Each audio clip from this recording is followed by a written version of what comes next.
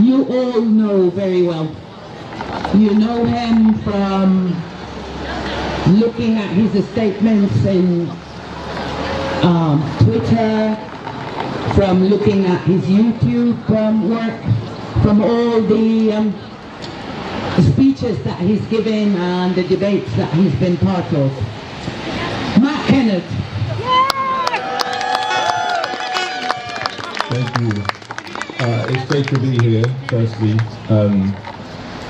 And it's mixed emotions, obviously, because we're all changed by what we've witnessed over the last 15 months. But I want to pay testament to all the people here and all the people around Britain and the world who have been fighting for 15 months to stop this genocide.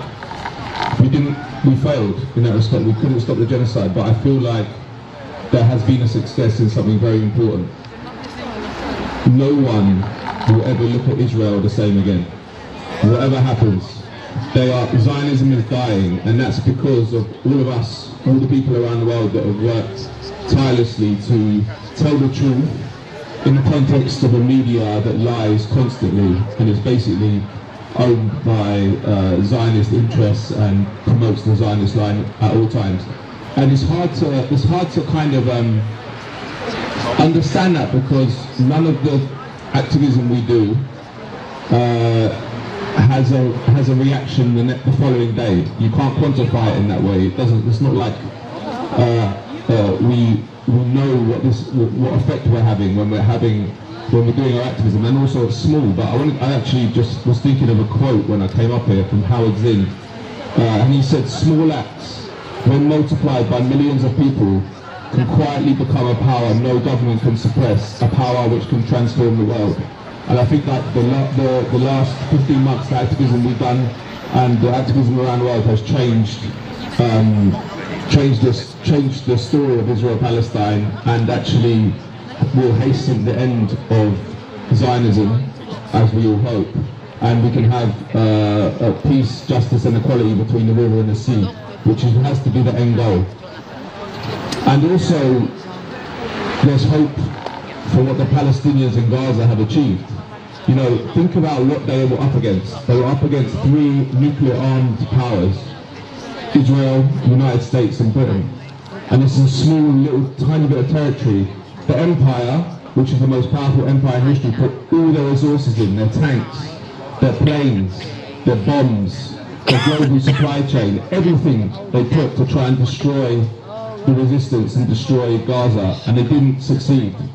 Gaza lives, Palestine lives, and then none of their stated goals were achieved as well. You know that Netanyahu said earlier on, we're not going to end this until we've destroyed Hamas.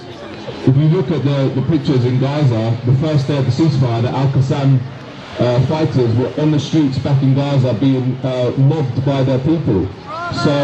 So they failed, and this is historic. This is historic and should inspire all of us to know that the empire is beatable, eminently beatable, with the right degree of strength and fortitude. And I think I should say something about that as well, because we're outside the US Embassy. This is the belly of the beast right here, because Israel is a tiny little country. It's a colony of the United States. It couldn't operate for a week without the United States. Nearly all their arms come from the United States, all the diplomatic support. We need to understand that Gaza is a microcosm of empire. The people behind us, whether it's Biden or Trump, it doesn't matter. They don't give a damn for human life. They don't give a damn for human rights. They don't give a damn for democracy. What they care about is protecting their power, and they don't care who they kill or who dies when they do that. And it's been like that since they took over the mantle of global power from Britain after the Second World War. But I don't think people understand that, or people understand that in a way they never have before, especially young people, you know, because we're given propaganda from a very, very young age in this country, in America, in the West in general, that we are noble powers. We exert power based on principles of democracy, human rights and all that stuff. That's been completely exploded. No one believes that anymore. only the people in the establishment media, maybe establishment academics, the people at large understand the world in a way they never have. So the door is ajar in that sense. We can go two ways now. We can build on that realization of how the world works and move to create a world based on principles that they purport to hold to, like democracy and freedom rights, or we can allow them to win. So I feel like we're at a very historic period, and we owe it to the people in Gaza. The cost has been way too high for this awakening to happen, but we owe it to them to move forward and change the world, not just in Palestine, but everywhere, because the empire is now going to ramp up under Trump, you know.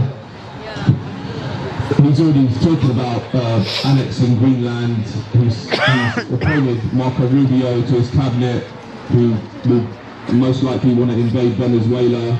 Cuba as well is a threat. Everywhere in the world is going to feel the full force of American power now. Anyone who lifts a finger 1% from their way of doing things. So we can't relax. Now's the time to go harder and make sure that this is a turning point in world history. Finally, I'd like to talk about our role as British people. We have been integral to the genocide from the start, and it hasn't been covered at all by the mainstream media. But this has been a tripartite genocide. It's been US with the arms, Britain with the intelligence and logistics, and Israel getting it done. So we need to get Rishi Sunak, Grant Shapps, Keir Starmer, David Lammy, John Healey at The Hague.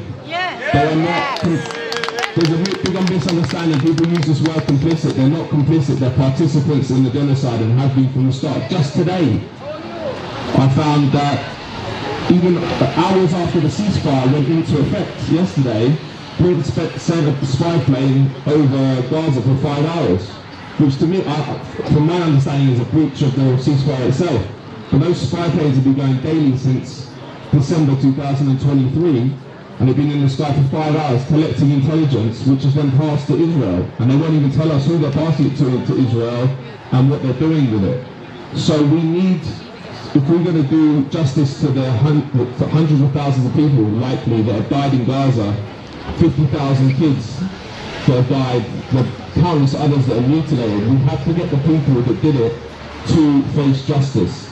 And this is a long process, but we can't take our foot off the pedal on that, because it's all the British people I said, but also Joe Biden, who, you know, we know his brain's porridge, but he has been the main backer of the genocide. Anthony Blinken, Secretary of State outgoing.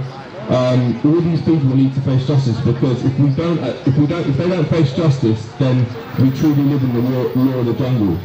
Because, and it will mean that it will happen again. Impunity breeds repetition, and we need to make sure that these people face justice.